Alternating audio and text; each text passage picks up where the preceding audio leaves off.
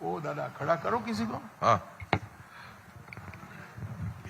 मोपियन नंदी. Hello sir, good afternoon sir. आज जैसे अपने संकल्प पत्र रिलीज किया तो आपका आज तक, आज जो 10 अप्रैल है, क्या उम्मीद है कि कितना सीटों पे आप जो आपका सक्सेस वो हासिल कर पाएंगे? आप अभी सुनिश्चित रूप से पूर्ण बहुमत के साथ इस बार सरकार बनने जा रही है और मैं बंगाल की जनता को अपील करना चाहता हूं, किसी से भी मत डरिए. डर तभी जाएगा जब परिवर्तन करेंगे. इस चुनाव में भयमुक्त होकर वोट करिए और परिवर्तन की शुरुआत करिए. निश्चित रूप से पूर्ण बहुमत के साथ भारतीय जनता पार्टी की सरकार बनने जा रही है. दिस इज इंदिरा फ्रॉम आज तक बांग्ला. बिहार के जैसा क्या संख्यालघु मुस्लिम वोट बैंक बंगाल में आएगा बीजेपी के पास? देखिए, भारतीय जनता पार्टी हिंदू मुस्लिम में नहीं समझती है. हम देश के नागरिकों को एक समान समझते हैं. बैठी. Sir, I have a question. I'm Aur Kumar from India Today magazine. Sir, यहाँ पे इंडस्ट्रियलाइजेशन का एक प्रॉब्लम है और सबसे बड़ा प्रॉब्लम है लैंड पॉलिसी. यहाँ का लैंड पॉलिसी है, सरकार लैंड नहीं देखो भैया, प्रॉब्लम तो खड़े कर कर सैकड़ों रखे हैं. मनमोहन सिंह जी ने भी खड़े कर कर रखे थे.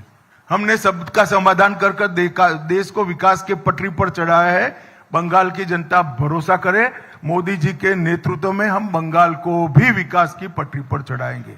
और समस्या जब सरकार के सूत्र हाथ में आते हैं, जो मुख्यमंत्री हमारे बनेंगे, जो बंगाल से ही होंगे, वो सभी समस्याओं का समाधान निकालेंगे. और उनको मैं नहीं मानता कि भारत सरकार की मदद लेने में परहेज होगी. डबल इंजन की सरकार बनेगी और हम बंगाल के उद्योग को फिर से प्रस्तापित कर कर रहेंगे. प्रोग्राम सर, आप भयमुक्त बंगाल की बात कर रहे हैं, पर यहाँ मालदा जैसे इंसिडेंट भी हो जाते हैं जब जुडिशियल ऑफिसर्स को ही बंदी बना दिया जाता है.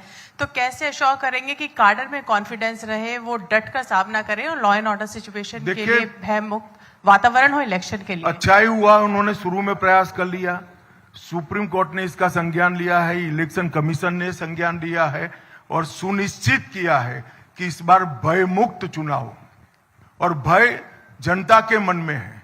हम भी ये सुनिश्चित करेंगे कि कोई उनको परेशान न कर पाए. भारतीय जनता पार्टी की कैडर भी भयमुक्त चुनाव के लिए इस बार कटिबद्ध है. सर, मछली और अंडे के लिए बोला है कि बीजेपी की सरकार आती है तो मछली अंडा नहीं खाने को मिलेगा. क्या आप मानते हो इसे? नहीं सर. तो फिर क्यों पूछते हो भैया? ममता दीदी ऐसा कुछ न कुछ कर देती है. अब ये कह रही कि हमारी सारी योजनाएं बंद हो जाएगी. मैं स्पष्ट कर देना चाहता हूं, भारतीय जनता पार्टी समाज कल्याण के लिए, गरीबों के लिए नई योजनाएं लेकर आती है. जहां जहां हम पावर में आए, हमने एक भी पुरानी सरकार की गरीब लक्षी योजना को बंद नहीं किया है. हाँ, बंद जरूर होगा. उनका टोल टैक्स इसके अंदर से बंद हो जाएगा और साथ अर्थ में वो योजना गरीब के लिए चालू होगी. अमित शाह जी, मैं नीरज पांडे हूं, जी न्यूज से. मेरा सवाल है, चूंकि आज अखिल गिरी जो टीएमसी के नेता हैं, पूर्व मंत्री भी हैं, उनका कहना है कि बंगाल को राम राज्य की जरूरत नहीं है. यहाँ ममता राज है और यहाँ ममता राज ही रहेगा. राम राज की जरूरत बंगाल को नहीं है. जी न्यूज से बकायदा बातचीत में उन्होंने ये बात कही. देखिए, राम राज एक सुशासन का कंसेप्ट है जो स्वयं महात्मा गांधी ने प्रस्तापित किया था जब आजादी की लड़ाई चल रही थी.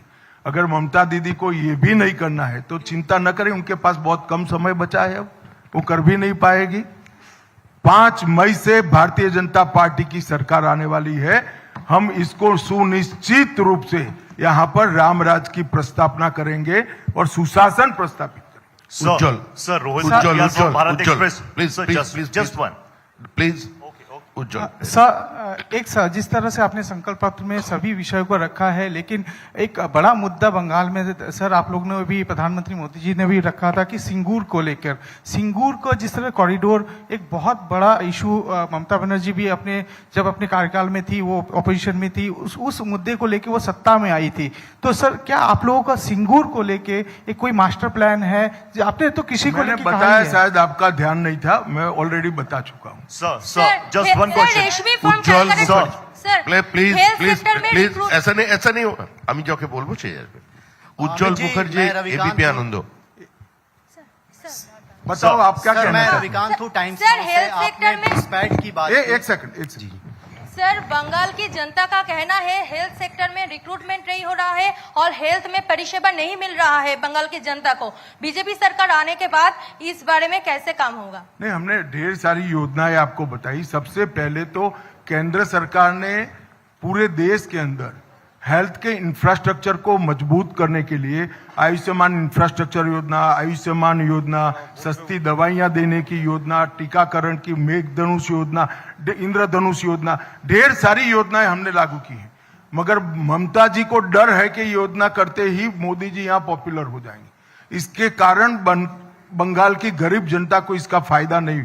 जैसे ही सरकार जाएगी ये प्रतिबंध हट जाएगा, हमारी नई सरकार इसको स्वीकार कर लेगी और हम आगे बढ़ेंगे। तो हेल्थ इंफ्रास्ट्रक्चर जो देश भर में भारत सरकार बना रही है, इसको हम आगे बढ़ाएंगे। Sir, this is Megha from Republic Bangla. Sir, this is Megha from Republic Bangla. National security के लिए बहुत vulnerable है इस situation. But after BJP come to power, how first will you seal the borders and ensure zero infiltration? आप कहाँ थी? मैंने शुरुआत भी यहाँ से की। अमित भाई, मैं रविकांत हूँ टाइम्स नाउ से।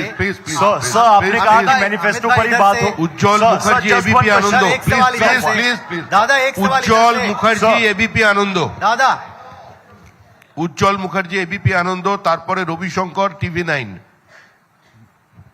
নেক্সট রবিশঙ্কর টিভি9 এরপর।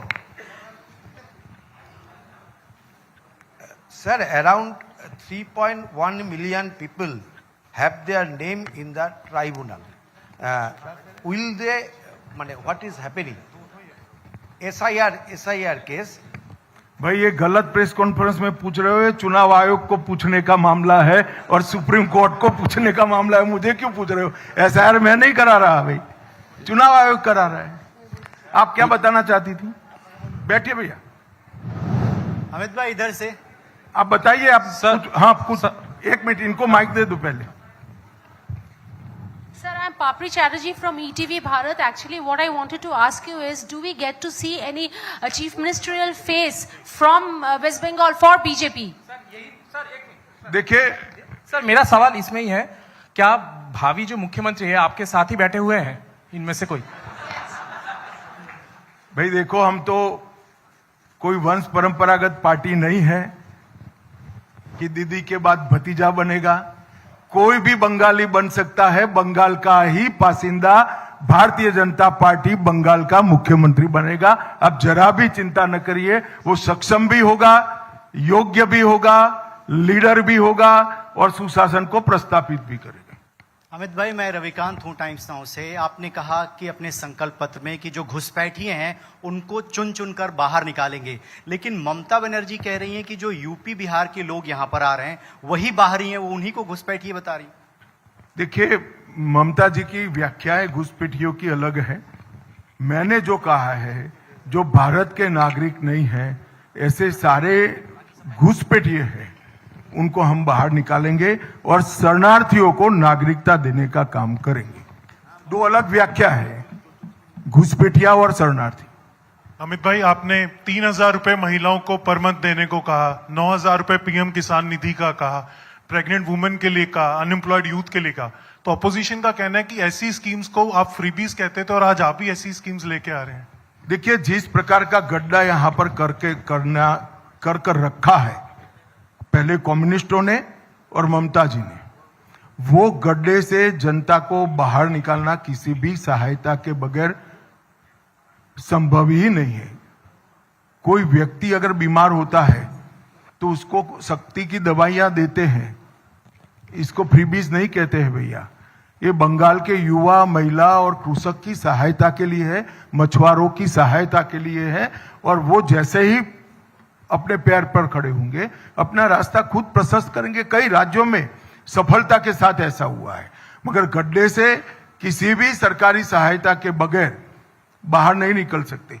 इनकी दो प्रकार की सहायता होगी। एक तो हमने जो कहा है 3,000, 9,000 मछुआरा को पैसा देंगे वो, और जो लूट जाते हैं सिंडिकेट वाले वो भी बच जाएगा। तो दोनों इकट्ठा होकर जल्दी ये बाहर आ जाएंगे। ताजा टीवी शंकर जोड़े जोड़े ऐसे ही बोलो ना भाई।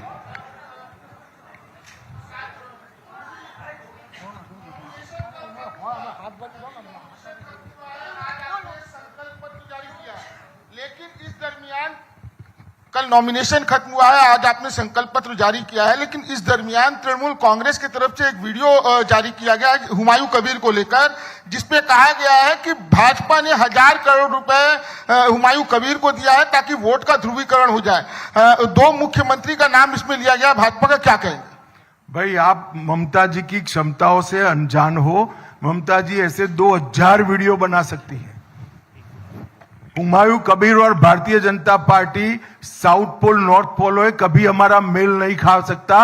हम बाबरी मस्जिद बंगाल में बनाने के वाले के साथ बैठने से और 20 साल हम ऑपोजिशन में बैठना पसंद करेंगे।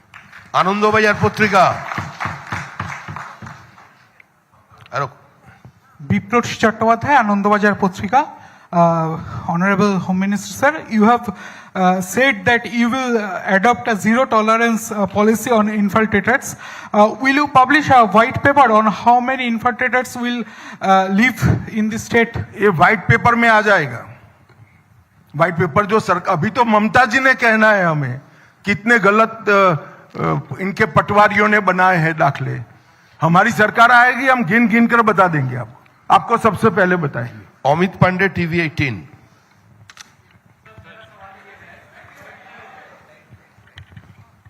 आपने यूसीसी के बारे में कहा, यूनिफॉर्म सिविल कोड के बारे में, तो 2 हिस्सों में सवाल है। पहला तो आप जो लागू करेंगे राज्य में उसकी प्रक्रिया क्या होगी, और दूसरा ममता जो आरोप ये लगाती हैं इसको लेकर तुष्टीकरण का, इसका कैसे आप जवाब देंगे? क्या आप ममता जो आरोप लगाती हैं यूसीसी को लेकर तुष्टीकरण का, या इसके विरोध में जो ये आपके पार्टी के ऊपर आरोप लगाती है? एक बात मुझे बताओ, भारत के नागरिकों, हर एक धर्म के, हमारा संविधान हर एक धर्म को समान रूप से ट्रीट करने के बेसिक प्रिंसिपल पर खड़ा है। तो भारत के हर धर्म के नागरिक के लिए समान कानून हो, वो तुष्टीकरण है? या कोई नागरिक 4 शादी कर पाएगा और कोई नागरिक 1 शादी कर पाएगा, वो तुष्टीकरण है? यूसीसी तुष्टीकरण को समाप्त करता है, और यूसीसी की रिकमेंडेशन भारतीय जनता पार्टी की नहीं है, संविधान सभा की है। मगर तुष्टीकरण की राजनीति के कारण इन लोगों ने इतने साल लटका कर रखा है। ममता जी को जो करना है वो करे।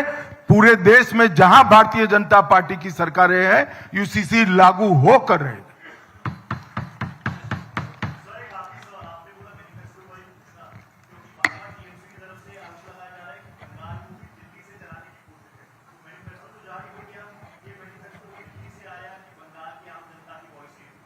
जैसे आपने सुना होगा, हमारे मैनिफेस्टो कमेटी के अध्यक्ष ने बताया कि एक लंबी प्रक्रिया हुई है।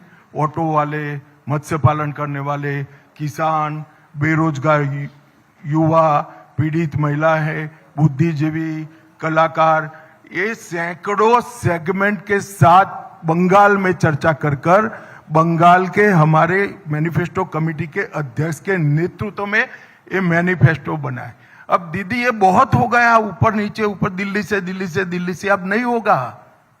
यहां सुशासन चाहिए। और मैंने पहले ही स्पष्ट कर दिया कि बंगाल में पैदा हुआ व्यक्ति, बंगाली भाषी व्यक्ति, बंगाल का नागरिक, सक्षम व्यक्ति ही बंगाल का मुख्यमंत्री बनेगा। और दीदी को मालूम नहीं है, अच्छा है दिल्ली से चलता, हम तो चलाएंगे नहीं दिल्ली से, मगर दिल्ली से चले तो अच्छा है, बांग्लादेश से चले ऐसी सरकार नहीं आनी चाहिए। আজকের প্রশ্নোত্তরের পর্ব আমরা এখানেই শেষ चले हो गए। एक मेन घोषणा जो अंदर था मेरे से छूट गया है। हम कुडमाली और राजवंशी भाषा को 8वीं अनुसूची में समाने का प्रयास करेंगे और इसके लिए बंगाल सरकार भारत सरकार के साथ रहकर काम करेगी। आप सभी का धन्यवाद। ভরসার শপথ প্রকাশ উন্মোচন অনুষ্ঠানে আমার সমস্ত সংবাদ মাধ্যমের বন্ধুদের ধন্যবাদ জানাই ভারতীয় জনতা পার্টির পক্ষ থেকে। আসুন